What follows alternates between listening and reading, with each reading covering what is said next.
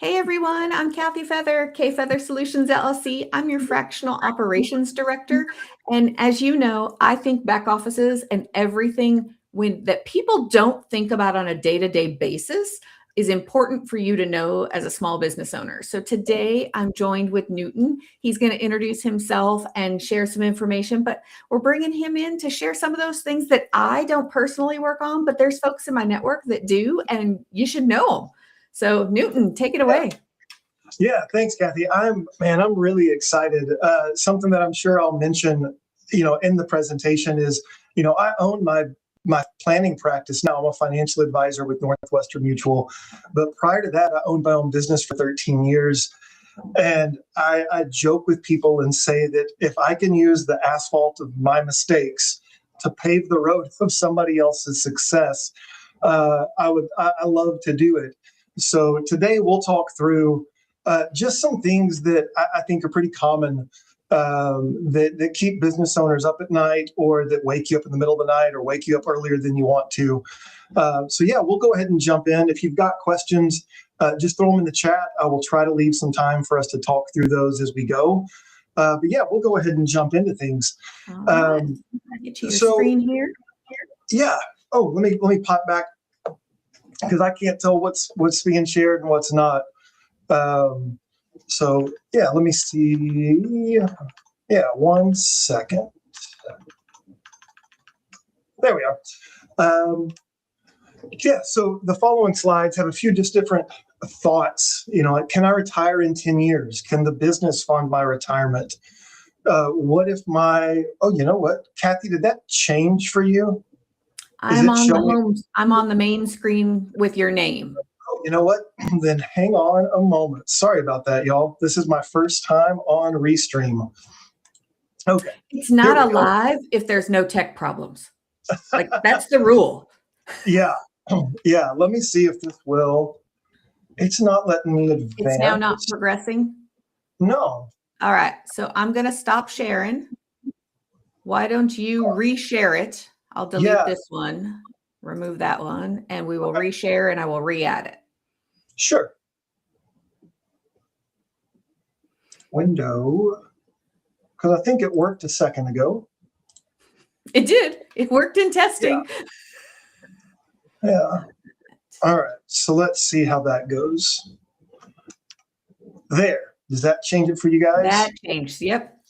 Brilliant. All right. So just some common things that a lot of business owners, may be thinking through. Can I retire in 10 years? Can this business fund my retirement? What if my partner dies? I've got a guaranteed loan for this business. What happens if I get hurt and I can't work, to me or to my family or to the business? Expanding the business makes sense. Can I get the credit I need? The business is a big part of mine and my family's life. How do I make sure that my family gets to enjoy the benefits of all this work I'm putting in? Why do I have so many questions? Where can I find the answers? I can't keep doing it all myself. How do I find the right talent to help me grow the business? All my providers are providing great benefits. Do I need to offer more? I can't believe I missed another school event working late. I'm disappointed. The kids are disappointed. I don't know if those are things that you guys may think about. Sorry, I'm having to run two screens. I don't know if these are things that you guys think about or worry about. If there are things that keep you awake at night, just go ahead and throw them in the chat. And Kathy, you can throw them out there if anything comes up. I'll just kind of carry on. Absolutely. And I will say, I know in my early days, many of those things kept me up at night. And nowadays, some of those things occasionally still pop in. Always something. Yeah. And I think the big message is that, if you're worrying about your business, you're not alone. I mentioned that I've run my planning practice and owned a business prior to this. I understand firsthand the financial and logistical challenges that business owners face, and how those challenges can wear business owners down.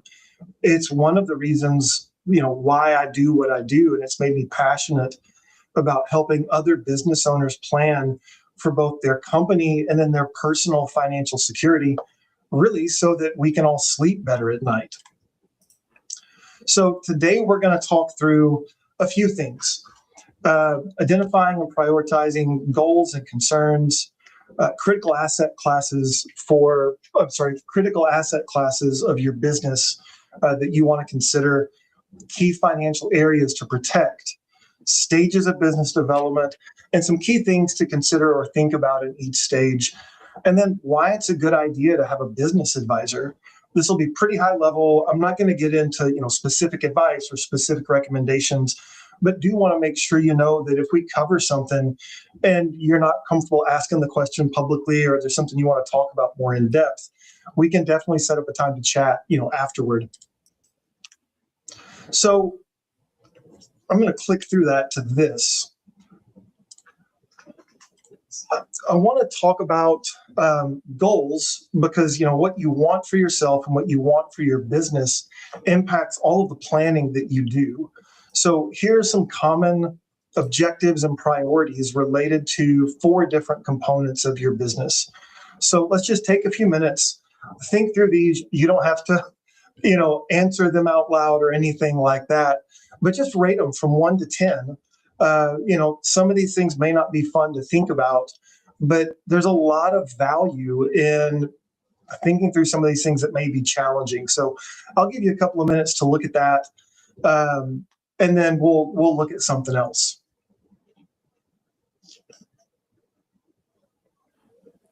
Yeah, it's such a great topic. I was talking with someone earlier this week and last week, and we were talking about wanting to sell his business. He's getting near retirement age, and what does that look like? And is the business ready to be sold yet? And all the things. What makes a business sellable? Yeah. I was on a podcast, a friend's podcast a couple of months ago, and one of the things that we talked about was, I think it's really important for business owners to have check-in points or off-ramps at different stages to evaluate, okay, is now the time for me to get out? Is now the time for me to get out? Because the reality is most business owners don't think about exiting the business when they start it. And I think, if you think of it like a roller coaster, instead of exiting at a high point, they exit when it's down at the bottom. And that's why having a plan and starting to think through these things early, think of them in advance, hopefully lets you get the exit that you want. So I think that's enough time for, everybody to just sort of look through this and think through this. Let me see, Kathy, I'm going to try to share this PDF. Give me 1 second. Let's see.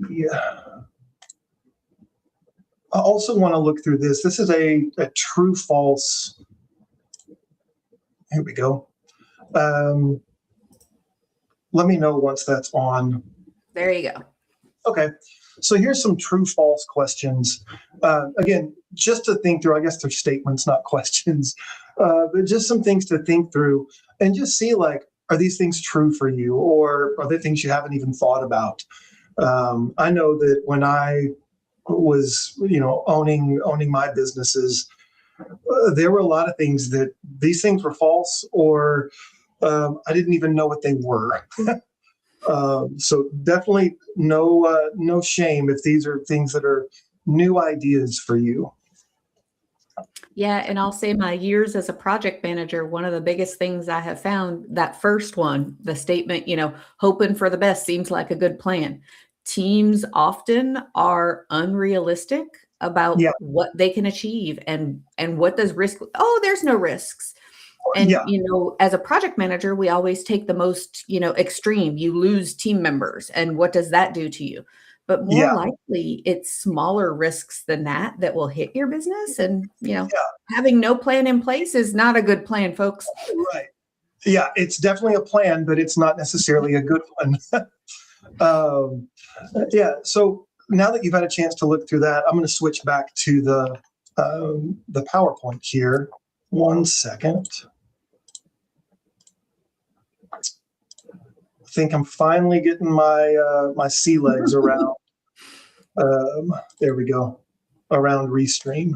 It's a fairly simple system. I'm a fairly simple person.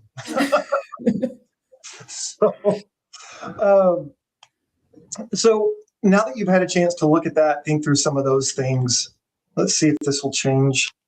Oh, there it goes. Let's talk about asset types.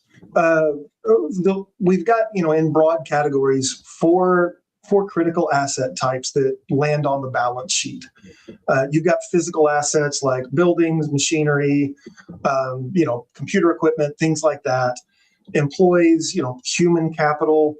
I think a lot of people overlook our team as an asset, but they're, one of the most critical aspects of a business, and whether that's people that you already employ, or you're trying to grow or stay competitive and you're trying to bring the best and brightest in, to expand or do whatever.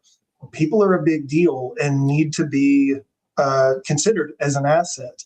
Yeah, You got, and folks, here I'm going to jump in real quick. Don't yeah, forget, contractors are still yes, employees to your business. From an IRS tax perspective, yeah, they are not, but they are when you are thinking about this entire planning aspect. They are employees to you. yeah, yeah, absolutely. You've got the business itself, the softer side of things. A lot of people think about goodwill as something that can build the value of a business, but client relationships, the reputation that you have, and then you, the business owner or the business owners, you're the one that, has the vision. You're the one that holds it all together. Kathy, do you have any other thoughts on the asset classes, anything like that?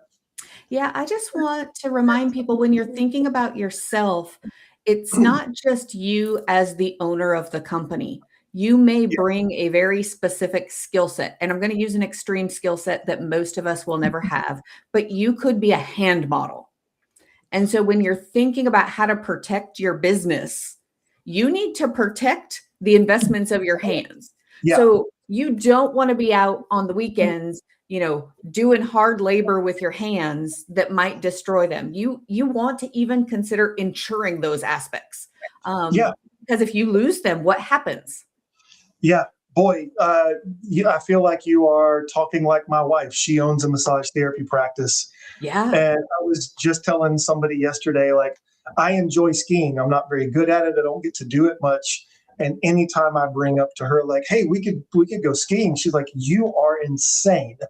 I can't work if something happens to, Well, she can anything from the escort elbow you. down. Yeah, she What's can that? escort you out to that ski resort and hang out in the lodge and read a good book and have a cocktail. Yeah, yeah. See, these are the things I need to pivot to. But yeah, there's a lot of things, even like you say, as a business owner, that may not be the thing that you naturally think about. Um, so there's also four areas of your business. You've got, oops, sorry, I'm waiting for my side to update. You've got, excuse me, risk management and employee benefits. And they fall under the broader category of business planning. Risk management, those are the steps you take to protect your business from, I like to think of known and unknown risks. Employee benefits are the things that you're putting in place, the plans and the incentives that help you retain people, but also help you recruit people. And, like we've talked about, that's how you're going to help your business compete and grow. The third area, exit planning, at some point in the future, you're no longer going to be running your business, whether that's because you're retiring, you're transferring the business to your kids, you're selling the business so that you can focus on other opportunities or anything else. You need a strategy to convert your business into an asset so you can move on to whatever's next. And then finally, personal financial planning. You may not think of this as part of your business, but as a business owner, your personal planning is important as well.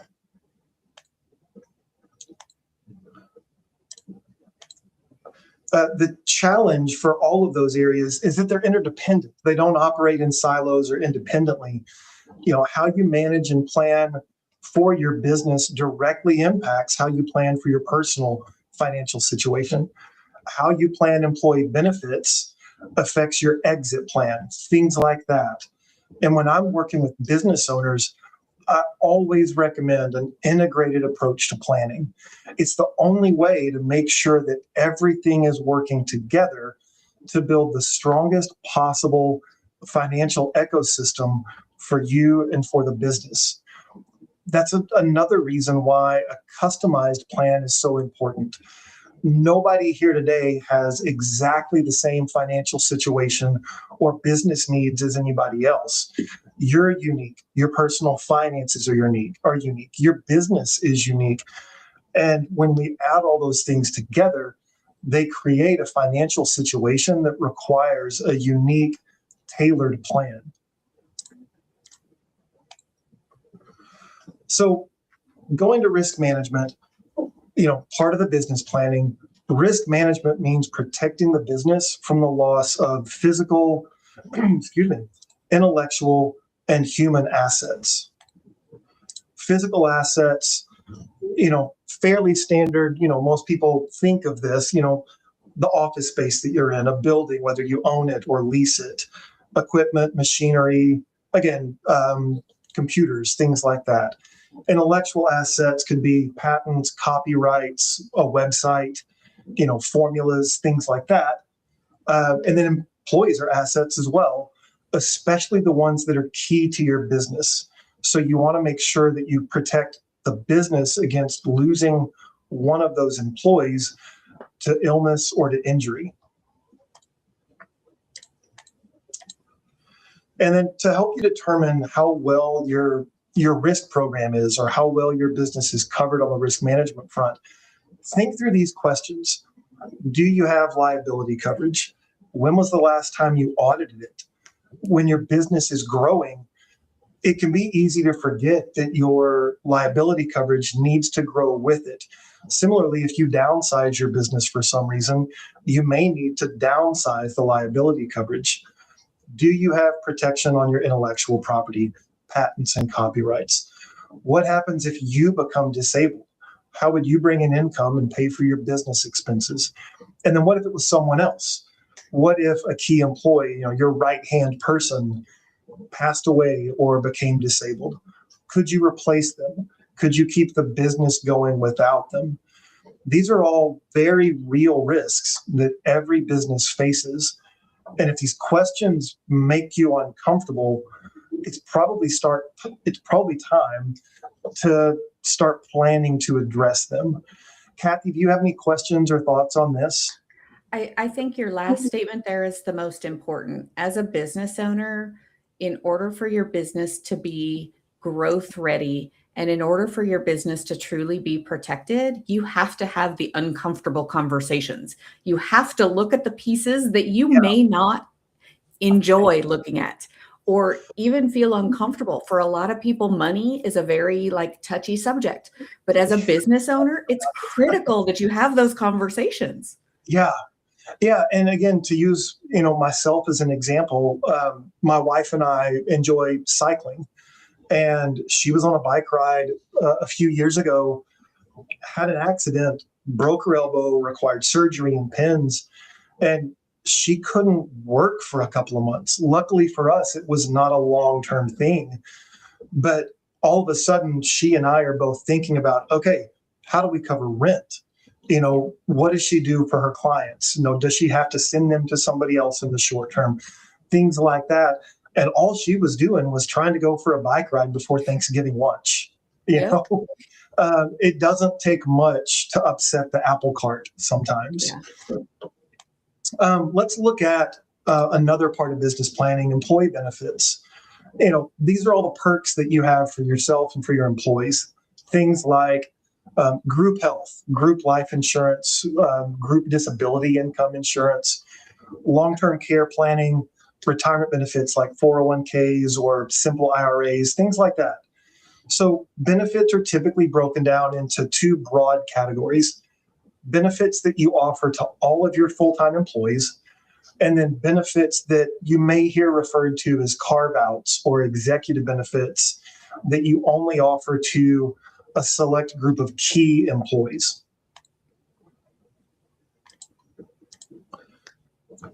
Why is it important to offer benefits to your team? There's a lot of reasons. I think most importantly, it's the right thing to do. Employees need health insurance. They need retirement plans to live comfortable lives. As an employer, you have access to group plans and group benefits that make your employees' lives better, typically at a lower cost than they can get on their own. Benefits also help you stay competitive in your market. They attract the right people and they help you keep them once they're in the door.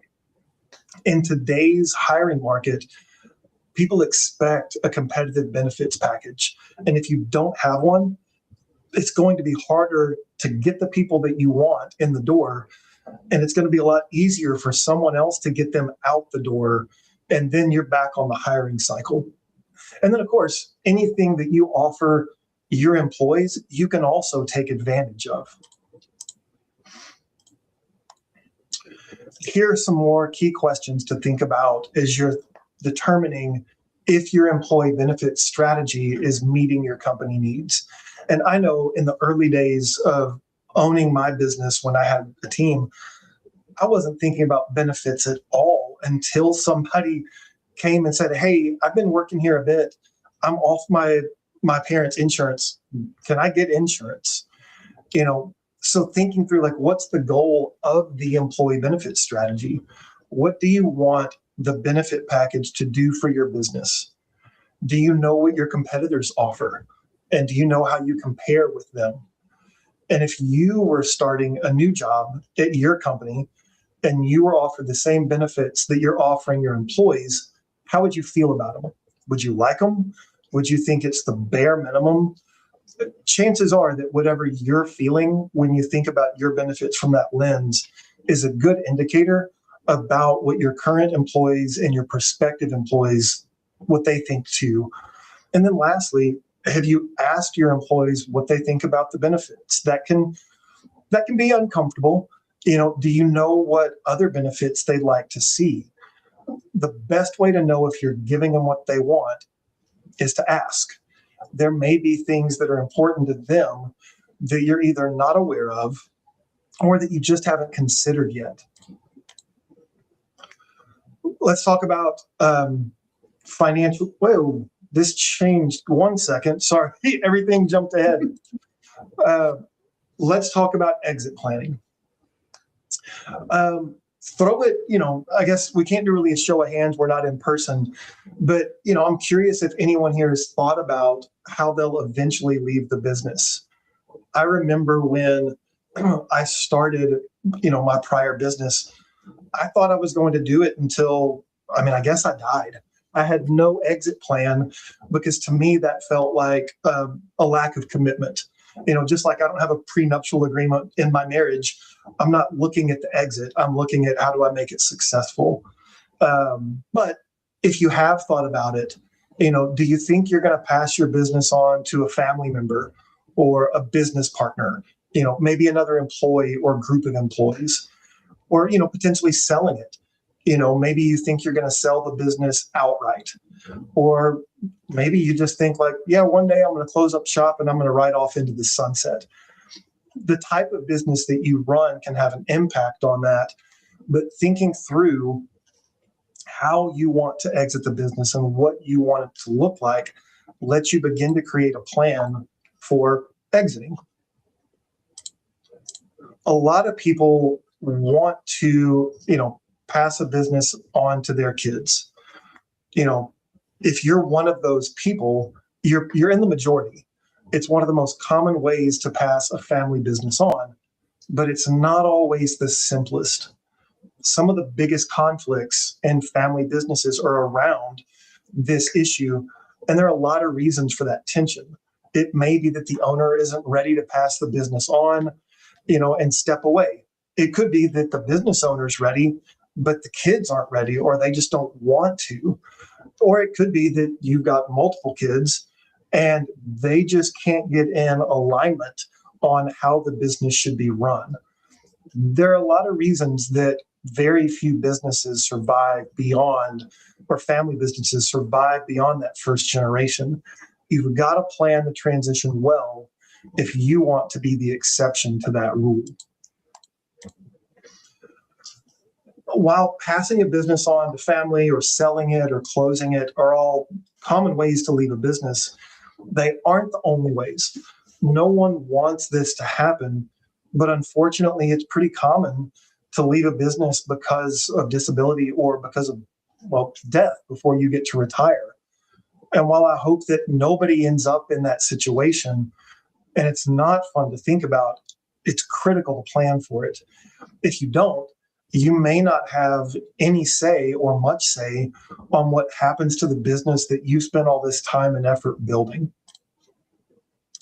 Yeah, and just an important point on that, think of it in your employees' minds as well. Because if you Yeah, have not built that plan, what happens to them? You've yeah, set them up to have issues and potentially a job loss. yeah, And yeah. And no employee wants that kind of insecurity. You know, they want to know that if they want to be there, they can be there. And so as we think about exit planning, here are a few questions to think through. When do you want to move on from your business? Who do you want to take over? What's the true value of the business? And how will you recoup? That's a hard word to say. How will you get that value out of the business when you exit? And then the flip side of that is, how are you going to get paid? How is the new owner going to pay you for your business?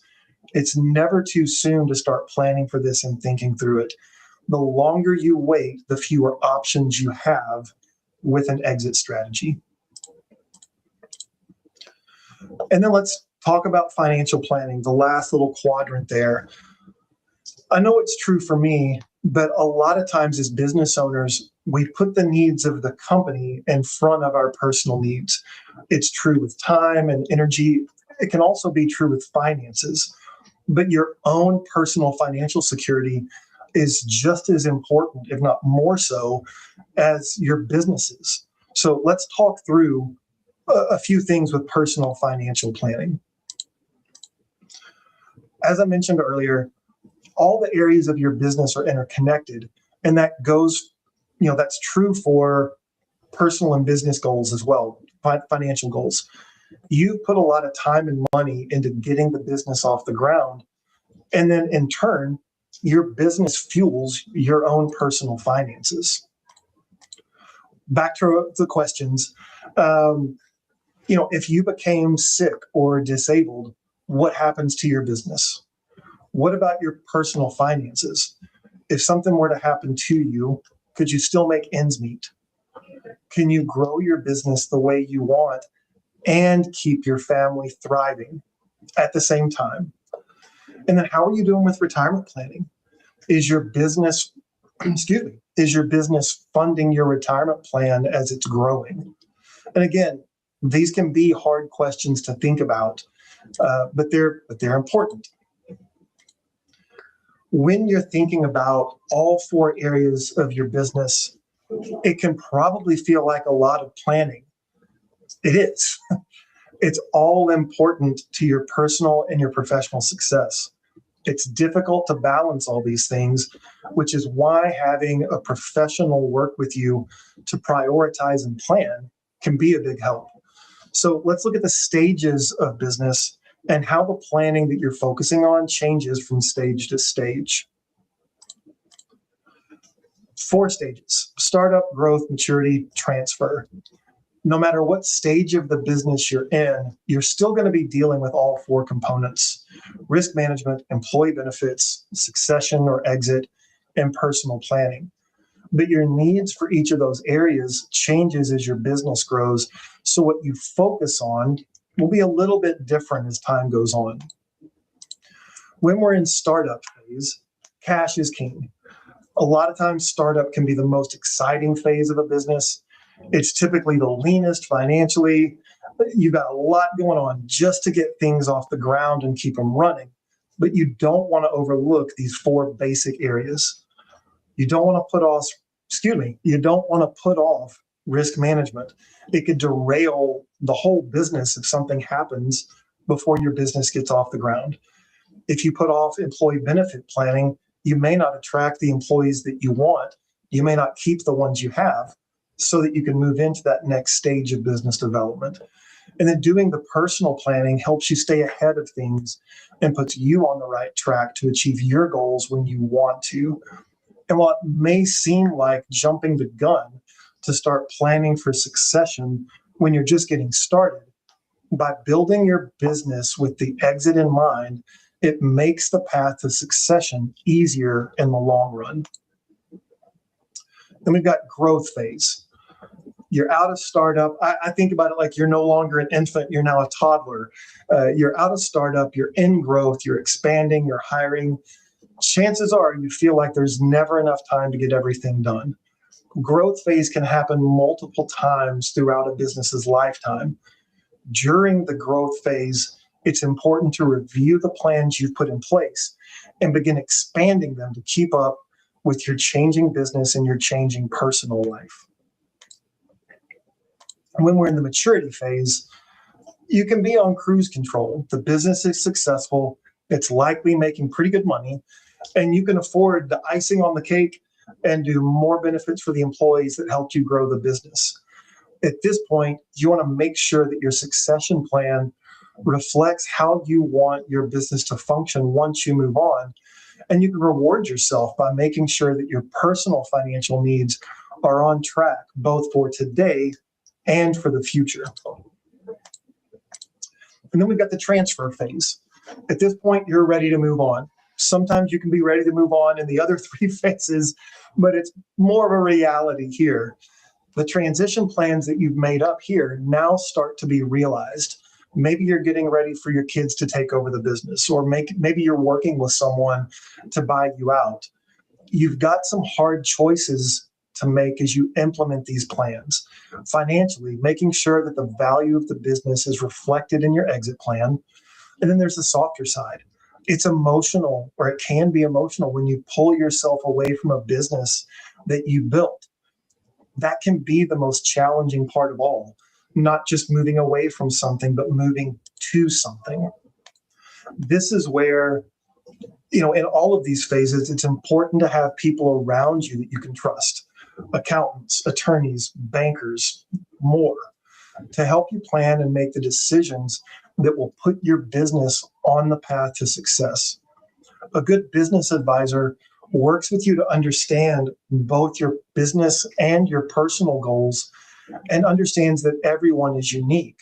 Again, your business isn't like everyone else's, and neither is your personal financial situation. There's no one product or one approach that can solve all your needs.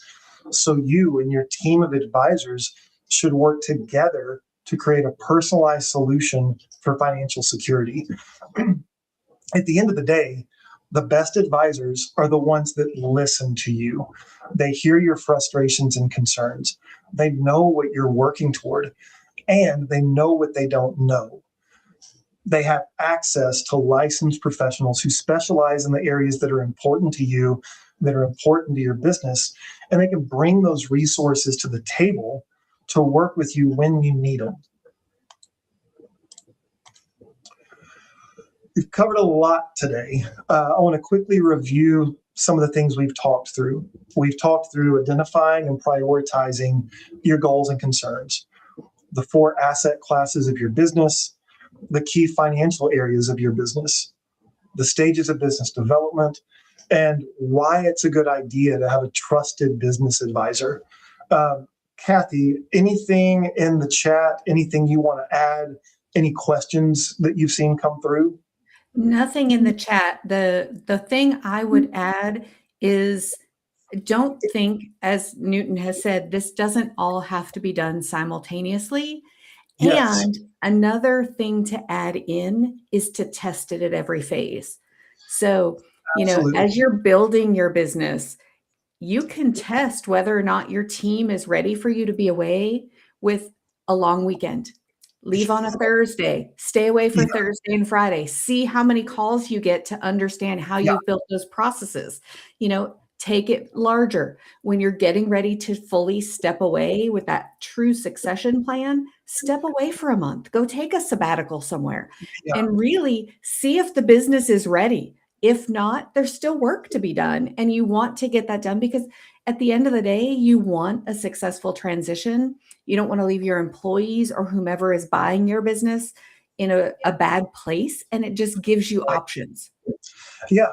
And it identifies, it can help you identify, like those pilot programs or test programs can help you identify maybe those missing pieces that not just operationally you may want to put in place, but in the exit plan that you may want to put in place. Like I've got a friend that owns a business, and we were chatting a month or so ago, and I said, "Man, what is exit planning like? What's your exit look like?" And he said, "Honestly, I don't think I can sell my business." I'm like, "You're crazy. You are busy all the time." And he said, "I don't think that anybody that comes in and takes over my business will be willing to service my clients the way that I do." Yeah. It's like, oh, okay. I mean, that's something to think through. Not that you want to reduce Yeah. the service you give to people, but like think through, like, okay, how can we make sure that we maintain that as I sell it to somebody else?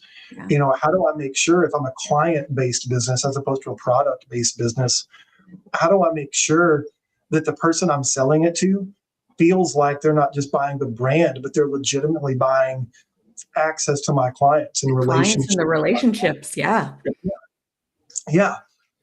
So I think that's a great point, is what does it look like to step away just for a little bit? I know, man, the first time I took a long weekend after I had started my business, it was terrifying. Uh, I'm like, everything's going to fall apart. And it was okay. There were some things to fix when I came back on Monday. But yeah, I think that's a great idea. Yeah. Any other thoughts or questions, Kathy? Yeah, I think the other one is really recognizing you have different phases for things. And like when I moved here to South Carolina from the West Coast, had to redo all of my legal documents. So a new will, all the things. Yeah. And I had at the time a very, I'll call him unfriendly dog. And he was unfriendly in the fact that he was so loyal to the family. Everyone else was a threat. Yeah. And it was a challenge. But I also knew if something happened to me, someone had to take on the dog. And Yeah. so really having those conversations with friends to figure out who the right person was. And then as I wrote my will, actually ensuring there was finances in place so that if they had to take responsibility for the dog, a financial setback wouldn't cause the dog to be rehomed again. And just Yes. thinking through that, because I had a very unadoptable dog. And I didn't want to put the dog nor anyone else through him ending up in a shelter and not finding a home. Yeah. Yeah. And I think, there are, like, I've never thought about that. We have a similar dog who loves us, but if she's anywhere, she's super sweet. But if she's anywhere for more than about 6 hours, that place is now hers and she will protect it. Yes. I think a lot of times it can feel overwhelming to try to think through all of these things. And, one of the things that I love about the work that I get to do is I think of my job is to hear all those things, to hear all those goals, to understand them as best I can, to put myself in my client's shoes, and then help them identify the one, two, or three things that are the next right actions. Yeah. There may be 100 things to do, but we can't do 100 at once. Yeah. So let's do these first three. And then once those are done, okay, what are the next three? Because it may take time to implement those first most critical things. Things could change between starting number one and finishing number three. So we revisit it. Yeah. It could be that in that time, some superstar employee has showed up or left. It could be that you discovered a new revenue stream, anything like that. So it's that, the picture that I showed a little bit ago was a circle. Mm-hmm. It really is about sort of riding inside that circle over and over. I owned my business for 7 years before I had a son. That changed everything about how I approach my business, because it changed everything about how I approach my personal life. All those kinds of things are reasons why having an advisor in your corner and on your team reduces the overwhelm, helps you have that outside opinion that can say, hey, you may fire me for saying this, but you should definitely fire me if I don't. Yeah. No, Um, it's important. And, coming from a project management back end, the biggest thing I can say is have that backlog. You're working with these professionals to come up with the plan. But if something did wake you up at night and you did wake up at midnight for a thought, write it down. yeah, Put it on a list. You don't have to address it right then and there just because the thought came to you. And keep yeah, a list that when you have quarterly check-ins or monthly check-ins or whatever that cycle looks like for you right yeah, now, you have that backlog of things you want to start addressing. yeah. So, yes, have an external brain. I got that idea from Getting Things Done. It's like a Mhm. book and productivity system.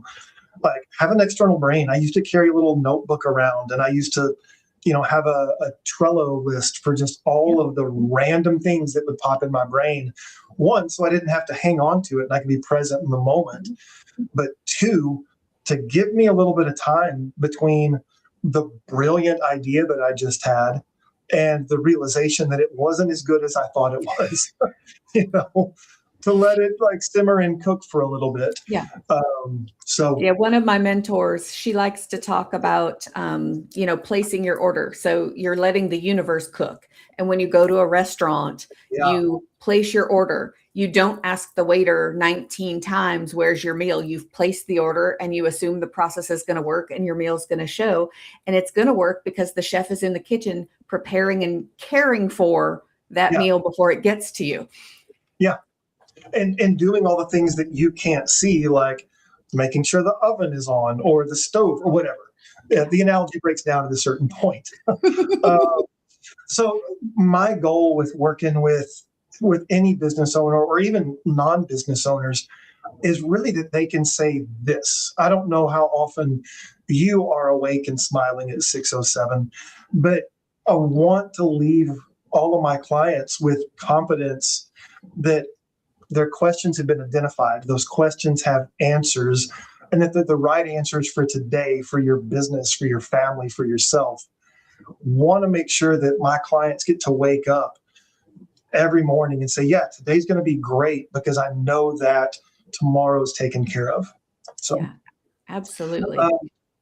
that's it. I really appreciate your time and your attention. Would love to, keep chatting. If Kathy, if you have any thoughts or if anything has come through in Yeah. the chat. Yeah, no. So a couple of the things that I've seen and heard from other business owners, and I always love it, and you addressed it, but I just want to readdress it. When is the right time? There's Yesterday. never a right time. It's like the Yeah, time is now to get started. You don't have right. to finish it all, but the time is now to get started because there is no better time. You Yeah, don't know when that thing is going to happen. yeah. There's the saying, the best time to plant a tree was 20 years ago. The second best time is today. And I believe that to be true. I did not meet my financial advisor until I think Luke was 2 or 3 years old. So I was probably in my early 40s. And I remember telling David, my advisor, like, golly, I wish I had done this 10 Mhm. years ago. And he was like, why? You didn't probably need it. Like, I believe that timing is always perfect. Absolutely. Things may not be perfect. The things that happen to get you to that point in time may not be perfect, but timing is always perfect. Yeah. And I would say that any good advisor, anybody on your team really is going to meet you in the present, understand the past, but then work forward. Yeah. You know, That's how I approach planning anyway. People, Yeah, results may you know, differ. I'm a big fan of the backlog. If it comes to Yeah, you, no idea is a stupid idea, put it down on paper. You can yeah, think about it and marinate on it later. And yeah, then you get to decide what's most important for right now to focus on. Because if you do focus on everything, you focus on nothing and nothing gets done. yeah. Boy, that's true. I do you have you ever read John Acuff? The one Uh, thing, no, that's uh, not. no, he's written a book called All It Takes Is a Goal. He just did a new book on procrastination called Procrastination Proof. This is not an ad, but he's one of my favorite people. Uh, I listened to an interview with him today, and he said a lot of people waiting for things to get perfect. Yeah. And he's like, why? Everybody's first draft sucks. Right? I'm like, yeah, that's true. It's like, give yourself time to write a second draft. And that's true with planning.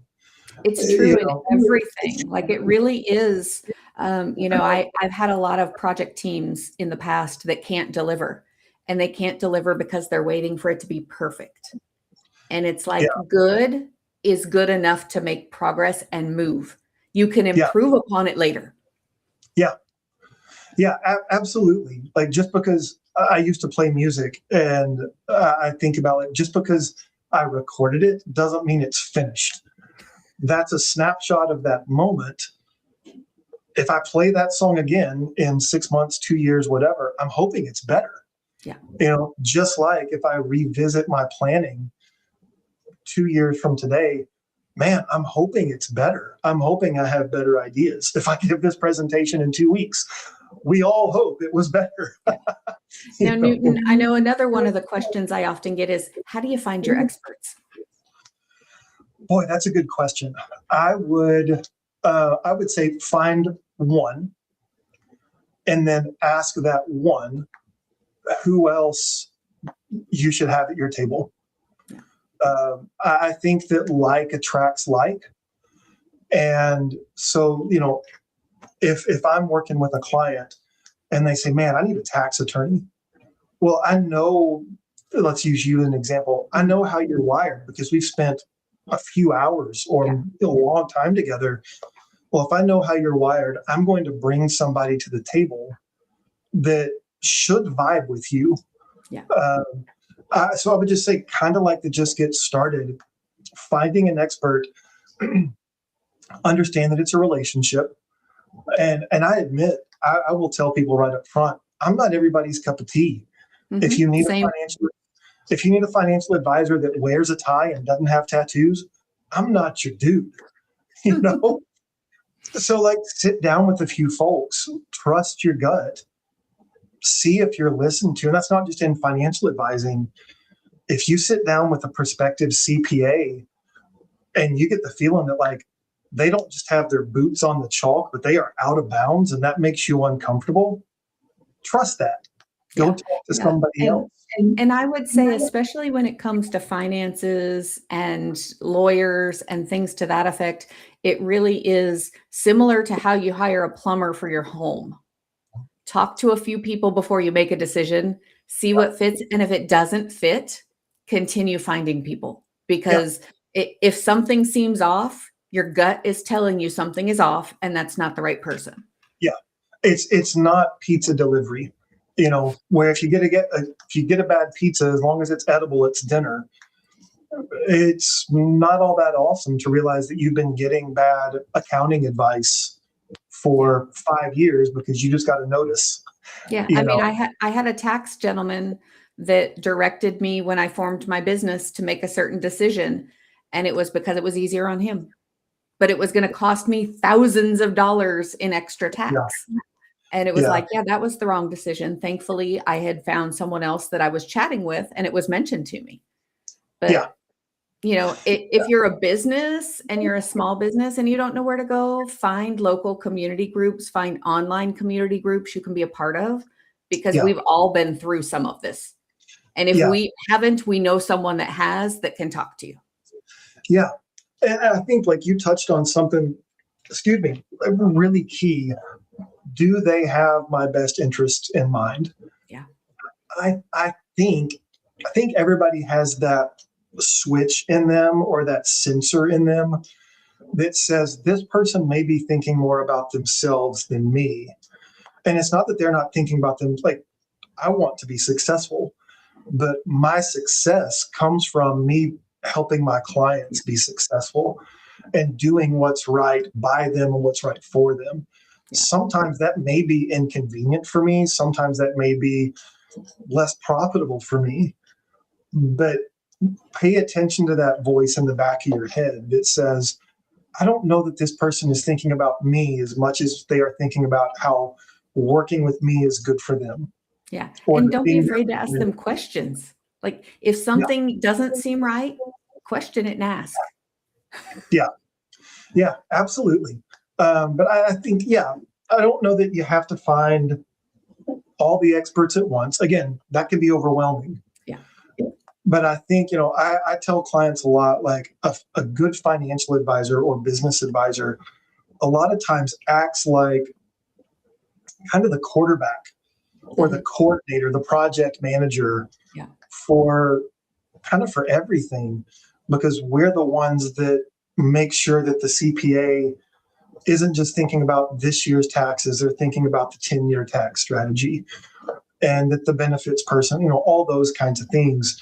And so I would say, start with probably a good business advisor or financial advisor, get their input up front.